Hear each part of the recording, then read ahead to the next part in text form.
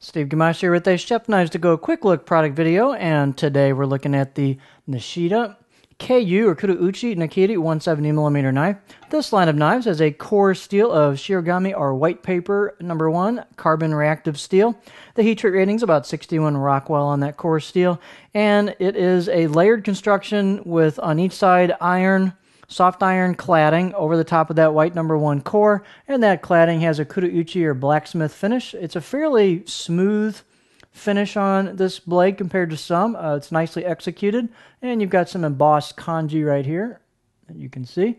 The finish gives way into the kasumi or sandblasted finish, where the knife starts to get ground down from the face of the knife into the edge of the knife, and you can see the core steel exposed at the edge. I've got a little bit of a patina going right here because of cutting some ingredients, testing it out.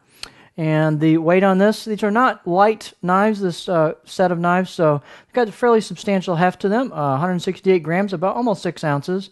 And the blade length's about 170 on the edge, and the entire knife's about 12.45, 12.5 inches. The spine thickness right up here above the chin, back of the knife here at the heel, is about 4 millimeter, and it tapers down a little bit past that, and then pretty much just carries, I think, 2.5, 3 millimeter all the way down the blade, and the height at the heel is 46.8 back here at the chin, and I measure these halfway across now, and it's basically identical, 46.8, so it's a very flat blade. There's not, some Nakiris are shorter at the heel and taller towards the front. This one is not. The handle is a good basic octagonal ambidextrous handle that's just one piece, and it's got a lacquer, kind of a shiny lacquer finish on it. It's nicely done.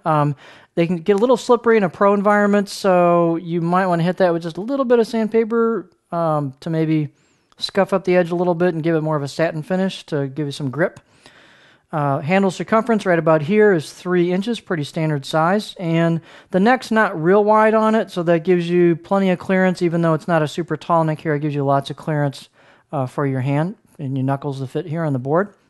The balance point on this is just in front of a pinch grip, so it's right about there, and your pinch grip is just slightly behind there, at least for me. For some people, it might be right up on it, so the balance is good on this knife. The profile on this Nakiri is exceptionally flat, so you can see, even for a Nakiri, this is dead pool table flat just about, so if that's a style you're interested in, this Nakiri will definitely fit the bill. Some Nakiris even have a little bit of belly to them, or at least towards the front. This is pretty well doggone straight in the profile. Here's what the edge looks like. They're actually ground pretty thin towards the edge, so they did a nice job of the grind on either side of this blade, bringing them down to the point at the edge there. And as far as sharpness out of the box, it was okay. The sharpness can get a lot better. I'd say it was 4 out of 10. Did not have much tooth or bite to the edge, but this is white number 1. It'll sharpen up very, very easily. So just a good all-around performing Nakiri. It performed quite well despite the thickness, and it's not a true laser, but it did perform quite well above its pay grade, I thought. So there you have a nice general-purpose Nakiri, the Nishida Kurouchi Nakiri 170mm knife.